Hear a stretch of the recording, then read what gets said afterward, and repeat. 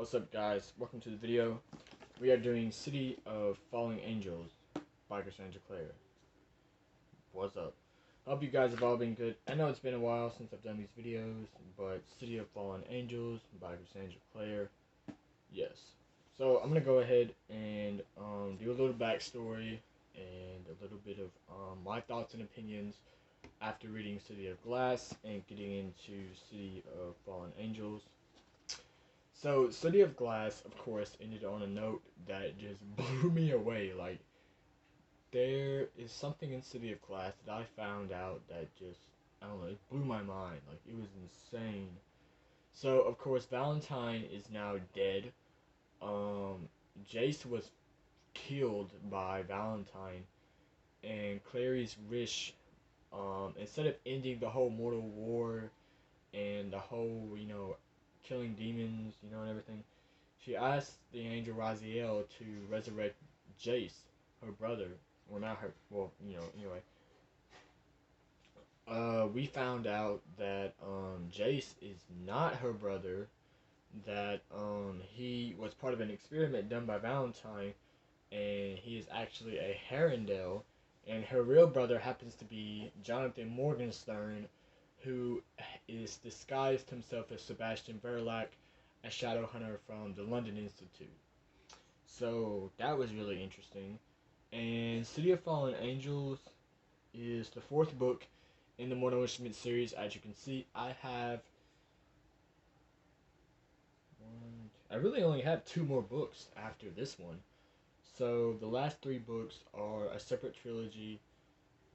Well, not really a separate trilogy, but kind of like, the whole ending to, the series.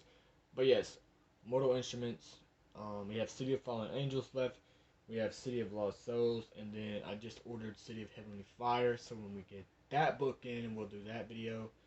But first of all, let's focus on Chapter 1. So I'm going to go ahead, and I read a little bit of Chapter 1, went ahead and probably read like the first 5 pages.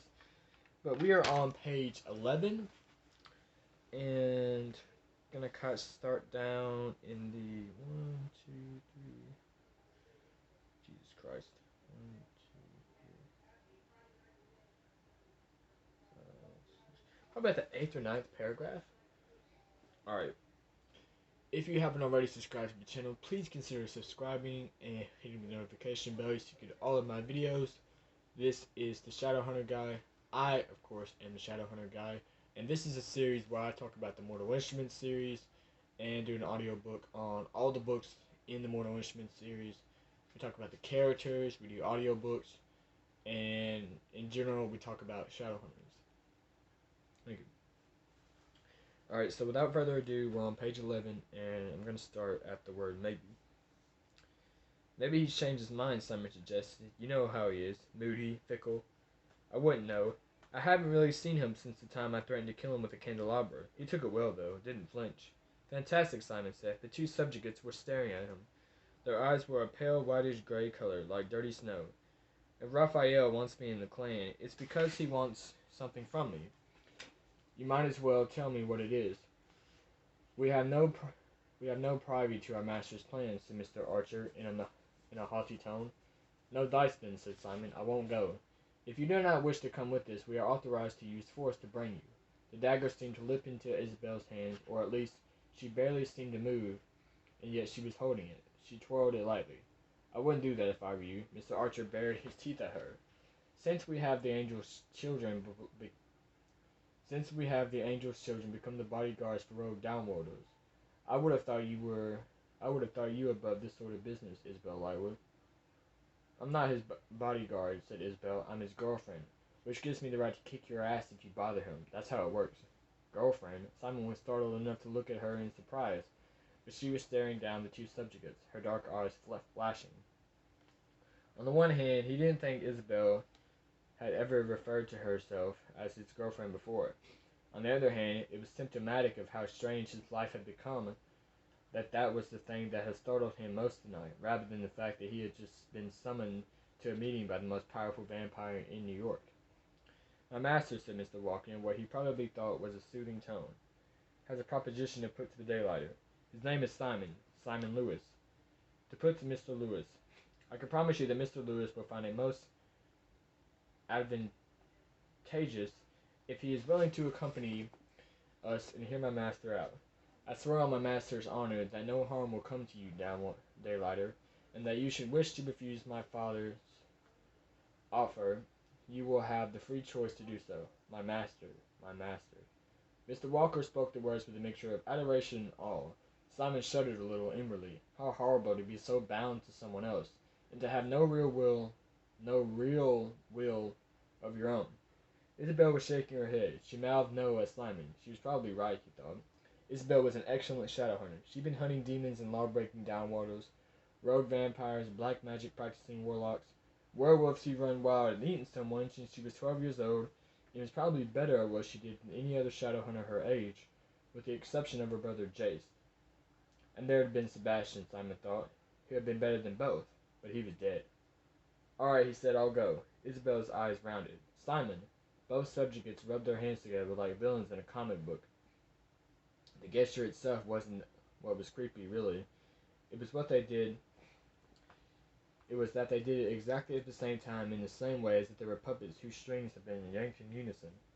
Excellent, said Mr. Archer. Isabel banged the knife down on the table with a clatter and leaned forward, her shining dark hair brushing the tabletop. Simon, she said in an urgent whisper, don't be stupid.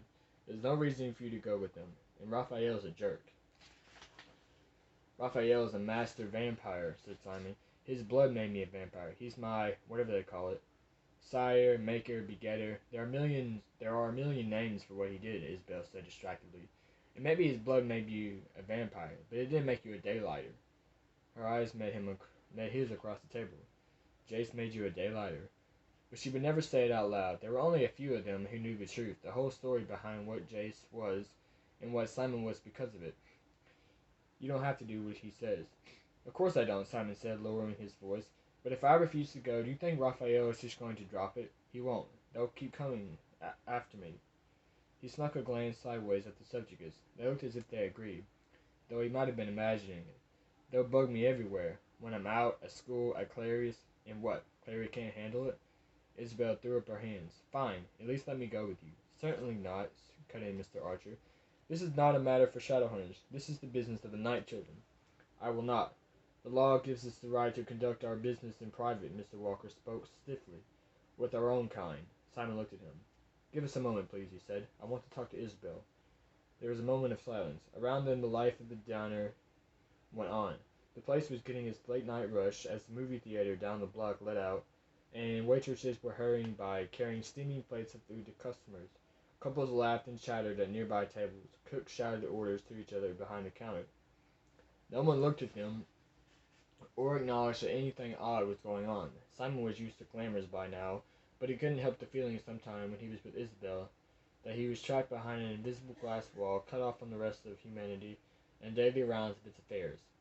Very well, said Mr. Walker, stepping back, but my master does not like to be kept waiting. They retreated toward the door, apparently unaffected by the blast of cold air whenever someone went in or out, or stood there like statues. Simon turned to Isabel. It's all right, he said. They won't hurt me. They can't hurt me. Raphael knows all about. He gestured uncomfortably toward his forehead. This.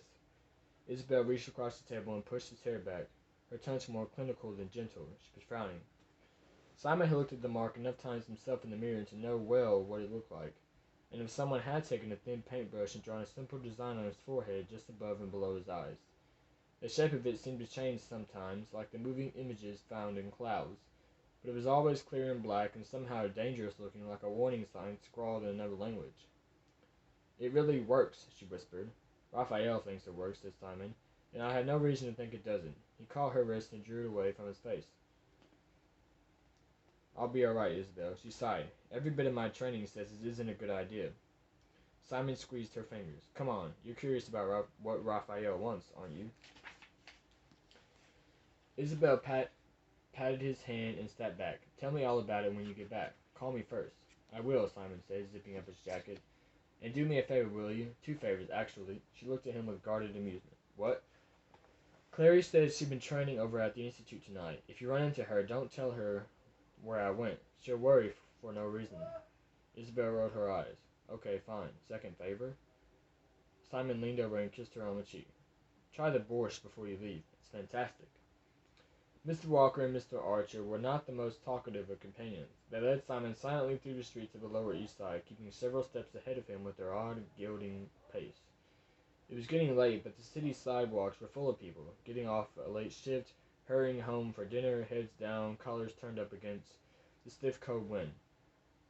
At St. Mark's Place, there were card tables set up along the curb, selling everything from cheap socks to pencil sketches of New York to smoky sandalwood and incense.